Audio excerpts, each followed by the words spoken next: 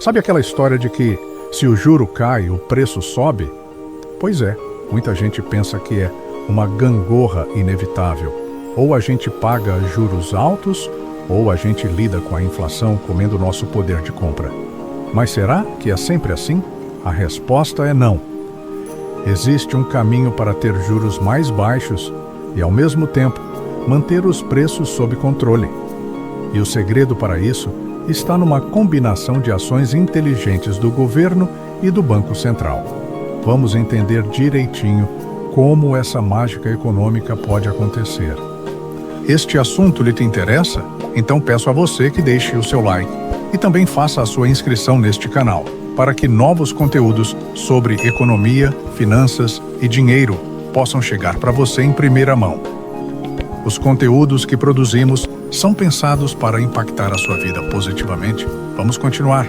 Para começar, a gente precisa entender por que o Banco Central sobe os juros. A taxa básica de juros, a nossa famosa Selic, é a principal ferramenta para controlar a inflação. Quando os preços estão subindo sem parar, o Banco Central aumenta a Selic. Isso deixa o crédito mais caro, desestimula o consumo e o investimento, e faz a economia dar uma freada. Com menos gente comprando, a tendência é que os preços parem de subir. O problema é que juro alto também freia o crescimento do país, dificulta a vida de quem quer financiar uma casa, um carro ou de uma empresa que precisa de empréstimo para crescer. Então, como a gente sai dessa sinuca de bico? A chave está em o governo criar um ambiente de confiança. Imagine que a economia é um grande time. O governo é o técnico e o Banco Central é o capitão em campo, focado em marcar a inflação. Se o técnico passa instruções confusas, muda a tática o tempo todo e parece não saber o que está fazendo, o time fica perdido e a chance de tomar gol é enorme. Na economia é a mesma coisa. Se o governo não demonstra ter um plano claro, a desconfiança toma conta. E a primeira grande jogada do governo para gerar essa confiança é cuidar das contas públicas. É o famoso dever de casa fiscal.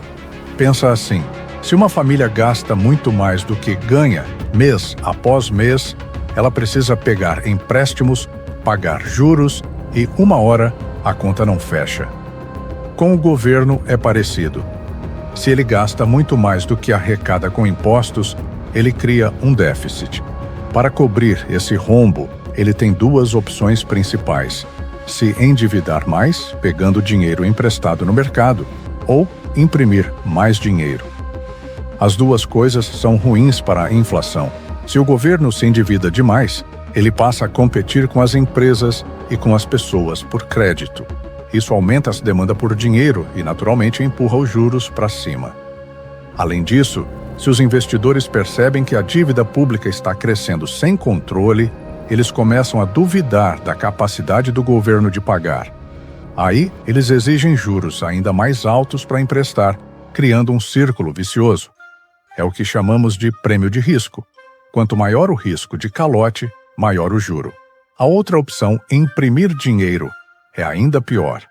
Aumentar a quantidade de moeda na economia sem um aumento correspondente na produção de bens e serviços é a receita clássica para a hiperinflação. É mais dinheiro correndo atrás da mesma quantidade de produtos. O resultado? Os preços disparam. Então, o primeiro passo fundamental é o governo mostrar que tem controle sobre seus gastos. Isso significa cortar despesas desnecessárias, otimizar o uso do dinheiro público e buscar o que os economistas chamam de superávit primário. Isso é quando o governo arrecada mais do que gasta, antes de pagar os juros da dívida. Quando o governo faz isso, ele sinaliza para todo mundo que está levando a sério a arrumação da casa. Ele diminui a necessidade de pegar dinheiro emprestado e alivia a pressão sobre os juros e a inflação. Ligado a isso, vem a necessidade de ter um arcabouço fiscal sólido e crível. Não adianta só cortar gastos por um ano. É preciso ter regras claras e transparentes de como as contas públicas serão gerenciadas a longo prazo. Quando o governo apresenta um plano orçamentário que faz sentido e se compromete com ele, Os empresários, os investidores e até nós, consumidores, ficamos mais confiantes no futuro. A gente passa a acreditar que a inflação vai ficar sob controle, e essa expectativa é super poderosa. As expectativas de inflação influenciam as decisões de preço de hoje. Se todo mundo acha que a inflação vai cair, as empresas reajustam menos seus preços, os trabalhadores pedem reajustes salariais mais moderados, e isso ajuda a própria inflação a cair de verdade. Agora vamos para o segundo pilar, as reformas estruturais. Controlar gastos é como colocar a casa em ordem, mas as reformas são como modernizar a casa para ela se tornar mais eficiente e produtiva. A gente sempre ouve falar, por exemplo, da reforma tributária. Por que ela é tão importante? Um sistema de impostos complexo e pesado como o nosso aumenta muito o custo de produção para as empresas. É o famoso custo Brasil. Se uma empresa gasta muito tempo e dinheiro só para entender e pagar impostos, esse custo acaba sendo repassado para o preço final do produto que a gente compra. Uma reforma que simplifica os impostos e reduz a carga sobre a produção, torna as empresas mais competitivas, incentiva o investimento e ajuda a combater a inflação diretamente na sua origem, no lado do custo. Outras reformas, como a administrativa, que moderniza a gestão pública, ou mudanças que reduzem a burocracia para abrir e operar um negócio, também têm o mesmo efeito. Elas destravam o potencial produtivo da economia. E aqui entramos no terceiro ponto, o estímulo à produção. Se a inflação é basicamente muita gente querendo comprar e poucos produtos disponíveis, uma forma de resolver isso é aumentar a oferta de produtos e serviços. Em vez de só desestimular a demanda com juros altos, o governo pode e deve agir para que as empresas produzam mais.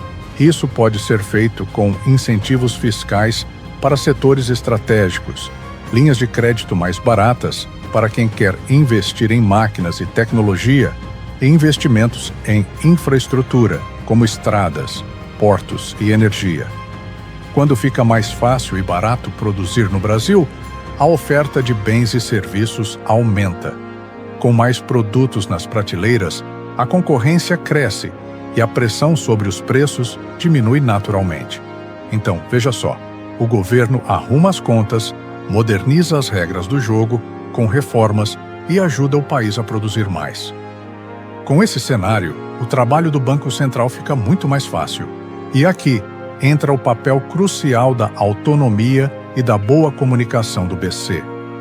O Banco Central precisa ter independência para tomar suas decisões técnicas sem sofrer pressão política de curto prazo. O objetivo do BC, por lei, é um só: manter a inflação na meta. Se um governo quer, por exemplo, forçar uma queda de juros na marra para estimular a economia antes de uma eleição, mas a inflação ainda está alta, um Banco Central autônomo vai resistir. Ele vai dizer: calma, ainda não é a hora. Primeiro, precisamos ter certeza de que a inflação está controlada. Essa autonomia dá credibilidade à política monetária e ancora as expectativas do mercado. E a comunicação é fundamental. Conflitos públicos entre o presidente do Banco Central e o ministro da Fazenda ou críticas do governo à atuação do BC são péssimos. Isso gera ruído, incerteza. O mercado fica sem saber em quem acreditar. E, na dúvida, se protege. Como? Exigindo juros mais altos e aumentando os preços preventivamente. Por isso, uma comunicação alinhada e clara entre a equipe econômica do governo e o Banco Central é essencial para transmitir segurança e previsibilidade. Quando todas essas peças se encaixam, o que acontece? O governo faz a sua parte controlando gastos e destravando a produção. Isso ataca as causas da inflação pela raiz. A percepção de risco do país diminui. As expectativas de inflação futura caem. O empresário se sente mais seguro para investir, porque o cenário é mais previsível. Com mais investimento, a capacidade de produção do país aumenta ainda mais. Nesse ambiente de maior confiança e com a inflação dando sinais claros de que está cedendo de forma sustentável, o Banco Central ganha espaço para começar a reduzir a taxa de juros. E essa queda de juros não vai gerar inflação, pelo contrário. Como a oferta de bens e serviços está crescendo, a economia consegue absorver o aumento do consumo e do investimento que vem com o crédito mais barato, sem que isso pressione os preços. Os juros caem não porque foram forçados, mas como uma consequência natural de uma economia mais organizada e produtiva. Em resumo, não existe fórmula mágica. A queda de juros sustentável, sem inflação, é o prêmio que um país recebe por fazer o dever de casa. Envolve disciplina fiscal do governo para não gastar mais do que arrecada, coragem para fazer reformas que aumentem a nossa produtividade e harmonia entre a política fiscal do governo e a política monetária do Banco Central. É um trabalho de equipe. O governo cria as condições, arruma o campo, e o Banco Central, com a bola no pé e o caminho livre, pode conduzir a economia para um cenário de juros mais baixos, preços estáveis e, o mais importante, crescimento econômico para todos. É um processo que leva tempo, exige paciência e compromisso político, mas é o único caminho para quebrar esse ciclo vicioso de juros altos e crescimento baixo que tanto nos atrapalha. E entender como tudo isso funciona nos torna cidadãos mais conscientes para cobrar as políticas certas de nossos governantes. Obrigado por me acompanhar até aqui. Se você gostou desse vídeo e quer entender mais sobre economia de um jeito simples, não se esqueça de se inscrever no canal e ativar as notificações. Até a próxima! Gostou deste conteúdo? Ficou alguma dúvida sobre a inflação e como o governo deve administrar as contas públicas? Você acha que nosso governo está fazendo o seu papel corretamente na nossa economia? Deixe sua opinião, seu like e inscreva-se no nosso canal. Muito obrigado!